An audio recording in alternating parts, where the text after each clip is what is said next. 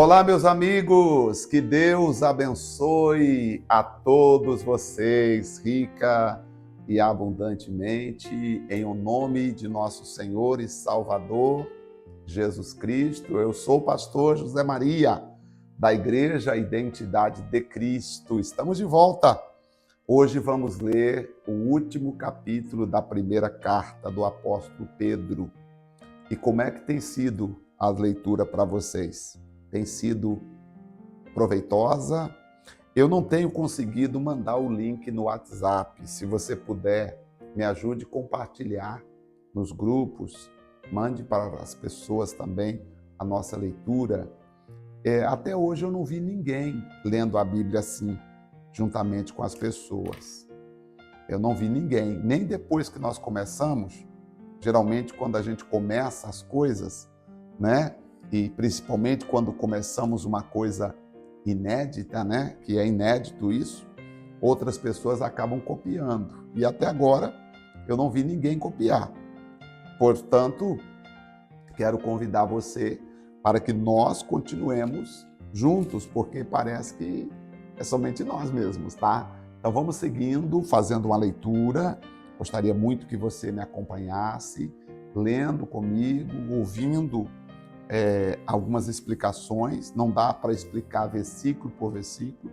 Nós explicamos alguns versículos que chamam a nossa atenção, mas não dá para ler todos os versículos explicando, senão ficaria muito longo o vídeo. Mas até aqui o Senhor Deus tem nos ajudado, tá bom? O apóstolo Pedro era um grande pastor, foi um grande pastor. Paulo foi um grande missionário, que preparou outros pastores, que preparou pastores. Paulo foi um grande líder de pastores, o verdadeiro apóstolo. Pedro já foi um grande pastor, cuidou, apacentou, preocupou com a vida das ovelhas, falou sobre as pessoas que viriam depois da morte dele, tentando introduzir certos tipos de doutrinas na igreja, e os irmãos, os falsos irmãos. Depois nós vamos ver lá pela segunda carta, ele preocupa muito com a igreja depois da sua partida. Vamos ver o capítulo 5 agora. Ele vai falar com os presbíteros aqui. Capítulo 5, ele vai chamar a atenção dos presbíteros, tá? Ele vai falar para os presbíteros cuidar do rebanho de Deus, tá? Ele tinha experiência em pastorear, e ele ouviu do próprio Senhor Jesus Cristo dizendo: apacenta as minhas ovelhas, Pedro, lá em João capítulo 21. Por isso ele preocupou muito em ensinar. Ele sabia, as ovelhas não pertenciam aos apóstolos, nem os pastores ou os presbíteros que cuidavam delas, mas ao próprio Deus. Hoje existem pastores que, infelizmente, eles se acham dono das ovelhas, né? As ovelhas da igreja dele. Eles falam os meus membros, os membros da minha igreja, né? A igreja, ele trata como se fosse dele, quando na verdade nós somos apenas servos da igreja de Cristo. Vamos ver o que Paulo falou sobre Pedro, no capítulo 5. Aos presbíteros que estão entre vós, admoesto eu, que sou também presbítero com eles, e testemunha das aflições de Cristo, e participante da glória que se há de revelar. Vou dar alguns conselhos para vocês. Paulo está dizendo. Eu estou trocando Paulo por Pedro agora. Me perdoe, gente. É que é muita informação na cabeça aqui, esses dias, lendo bastante. O Pedro, que era apóstolo, veja bem, eu falo sempre, gente, que o título não é importante. Hoje tem gente que se auto-intitula, e Deus chamou Pedro de apacenta minhas ovelhas. Tu és Petrus, apacenta minhas ovelhas. Agora aqui, Pedro disse, eu sou presbítero também, gente. Eu sou obreiro também. Então, quem é o pastor? O pastor tem que ser presbítero, tem que ser evangelista, tem que ser servo da igreja. Ele pode ter, talvez, um título, sei lá, tem doutorado, mestrado, ele é juiz de direito, ele é advogado famoso, mas quando ele está diante do rebanho de Deus, ele sabe que o rebanho não é dele, que a igreja não são como clientes, porque existem igrejas que fazem dos seus ovelhas como se fossem clientes, né? Trata os membros da igreja como se fossem clientes, é como se eles estivessem vendendo um produto chamado Palavra de Deus. Infelizmente. E aí Pedro vai estar falando isso aqui. E eu vou falar disso. Vamos lá então. Então Pedro disse assim: apacentai o rebanho de Deus que está entre vós, tá? Tendo cuidado dele, não por força, mas voluntariamente, nem por top ganância, pensando em ganhar alguma coisa do rebanho ou tirar algum proveito, né? Eu vou vender isso, eu vou vender aquilo, eu vou vender aquilo outro para os irmãos da igreja, né? Sabe, tem um ministério que tem mais de 50 empresas que vendem produtos para os membros da igreja. Você sabia disso? Existe uma igreja, tá, que tem mais de 50 empresas ligadas à igreja, não sei se é ligada à igreja, estou dizendo ligada à igreja, mas não é, que vendem produtos para os irmãos da igreja. Quer dizer, será que esses irmãos estão sendo vistos como clientes? Entenderam? Como clientes? É muito sério isso. E aí Paulo está dizendo, Pedro está dizendo, tem que apacentar o rebanho, não com top ganância, mas de bom ânimo, de ânimo pronto. Olha o versículo 3, importante. Não como tendo domínio sobre a herança de Deus, mas servindo de exemplo.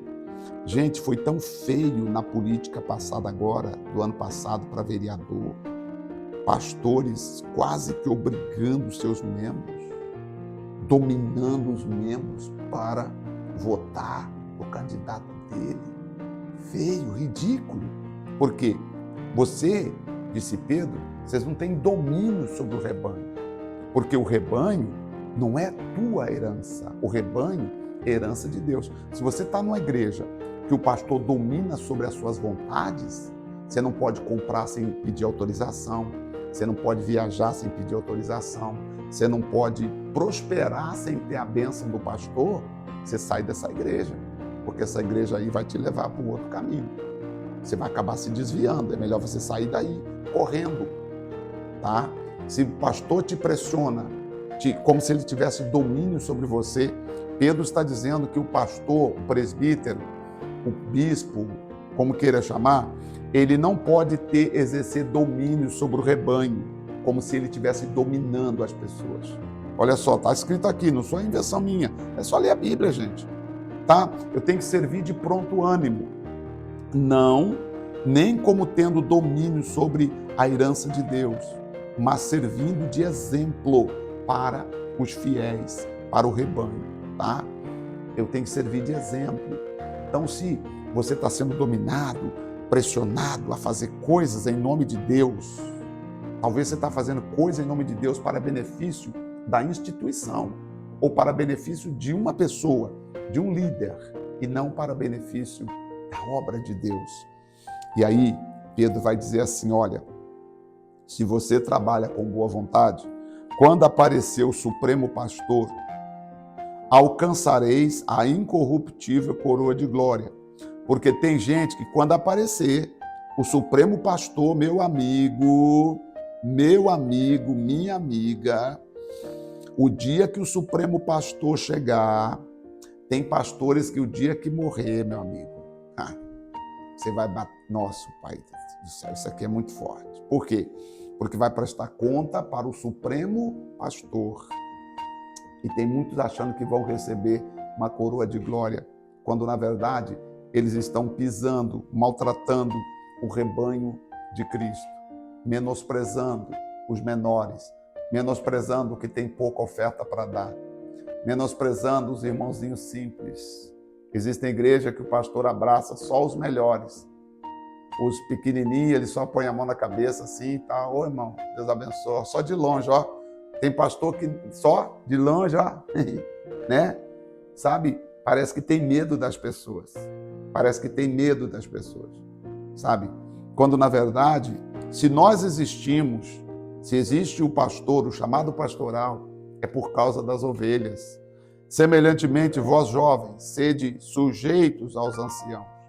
Sede todos sujeitos uns aos outros, revestivos de humildade, porque Deus resiste aos soberbos, mas dá graça aos humildes.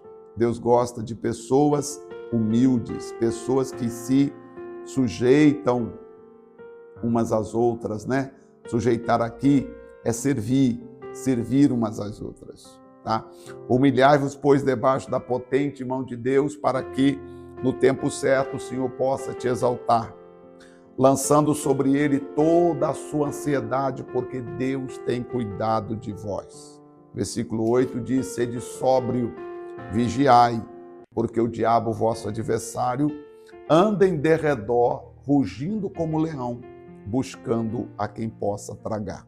A qual, diz a Bíblia, verso 9, resisti firme na fé, sabendo que as mesmas aflições que nós estamos enfrentando, os nossos outros irmãos também estão enfrentando no mundo. Tá? Então vocês viram até aqui a preocupação de Pedro.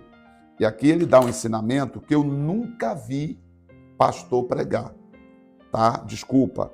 Talvez, sim, eu disse, vou consertar a frase, dos pastores que eu conheço, alguns que eu convivi, eu nunca os vi pregar isso aqui. Por quê? Porque alguns acabam abusando da autoridade espiritual sobre a igreja. Você quer saber? Existem igrejas que os membros não podem sequer tirar uma foto com membros de outra igreja. Existem igrejas que o pastor ensina que os membros não devem nem cumprimentar o pastor de outra igreja. E se o pastor saiu e está numa outra igreja agora, eles ensinam que você não pode nem saudar. Está errado, né? Não é assim que Pedro está ensinando. Não é assim que Pedro está nos mostrando. E tem igreja que tudo que a pessoa vai fazer, ela tem que pedir autorização ao pastor. O pastor diz assim: senão você vai fazer na maldição, irmão. Se não tiver a minha bênção, você tem que ter a bênção do pastor. Se você vai viajar, você tem que ter a bênção do pastor. Se você vai comprar uma casa, você tem que ter a bênção do pastor. Se você vai casar, você tem que ter a autorização do pastor. Tudo que você vai fazer na vida, você tem que ter autorização do pastor. Até para estudar, tem gente que tem que pedir autorização para o pastor. Isso é uma igreja? Eu acho que isso aí é um sistema religioso parecido com aquele sistema lá de trás, ou dos países aí, né, que nós já ouvimos falar. Porque a fé em Cristo não é assim. Nós temos que cuidar do rebanho, sabendo que vamos prestar contas para o Supremo Pastor. No dia que o Supremo Pastor aparecer, ele vai perguntar se eu fiz a minha vontade ou a vontade dele. E o Deus de toda graça, que em Cristo Jesus chamou a sua eterna glória, depois de havermos padecido um pouco, ele mesmo vos aperfeiçoe, conforme frutifique e estabeleça. A ele seja a glória, o poderio para todo sempre. Amém. Por Silvânio, vosso fiel irmão, como cuido, escrevi brevemente, exortando, testificando que esta é a verdadeira graça de Deus na qual estáis firmes. Tá? E está dizendo, esta é a graça que nós devemos estar firmados nela. Minha preocupação, Pedro está dizendo, é para que os irmãos continuem firmes, os pastores continuem firmes, servindo de boa vontade ao rebanho. A vossa colheita em Babilônia vos... Coeleita, desculpa. A vossa coeleita em Babilônia vos saúda. E meu filho Marcos, saudai-vos uns aos outros com ósculo santo, que era o costume deles dar um beijo. Pai seja com todos vós que estáis em Cristo Jesus. Amém. E aqui vamos nós para o capítulo de número da segunda carta. Aqui vamos nós para a segunda carta. O capítulo 5 aqui me chamou muita atenção sobre a responsabilidade do pastor e suas ovelhas. Porque as ovelhas não pertencem a nós. Você não pertence, espiritualmente, você não pertence a um pastor, a uma igreja, a uma denominação. Não é uma denominação que vai te apresentar. Você vai chegar diante de Deus. Você vai chegar diante de Deus a salvação individual. Você não pode deixar ninguém manipular sua vida, sua salvação. Você tem que saber uma coisa. Nós servimos ao Supremo Pastor. E a Ele seja a honra, a glória, o louvor e o domínio para sempre. Tá? Fique livre dessa pressão religiosa que alguém coloca, tentando fazer você se sujeitar a coisas que nada tem a ver com a Bíblia Sagrada. Muito, às vezes, com o desejo humano, como tem pessoas que até mentem, né? Eu conheço pessoas que mentem, dizendo que estão fazendo um trabalho e etc e tal, e mostra foto e fala que está fazendo, quando na verdade, se você falar, ok, estão fazendo sim, me dá um endereço e o nome de quem está lá, eu quero ir lá visitar. Não tem endereço, não tem nome, não tem ninguém. Por quê? Porque é apenas uma manchete para impressionar pessoas. Para quê? O Supremo Pastor vai manifestar. E o dia que o Supremo Pastor manifestar, toda a exposição do coração das pessoas, os motivos dos corações serão revelados. E aí que está o grande dia. Nós, como ovelhas, devemos seguir fielmente a palavra de Deus. Por isso eu te convido para nós embarcarmos agora na segunda carta que Pedro escreveu. Vamos embarcar nela e ele vai falar conosco sobre falsos profetas e você vai, inclusive, identificar alguns que têm sido usados nos nossos dias. Vamos lá? Oremos. Pai querido, muito obrigado mais uma vez por nós estarmos aqui. Louvado seja o nome do Senhor. Muito obrigado por permitir, Senhor, que nós estejamos diante do Pai, do Filho e do Espírito Santo. Graças te damos por mais uma vez estarmos alinhados com o Espírito Santo e buscando a força, a glória e o poder que vem de ti. Obrigado, Senhor.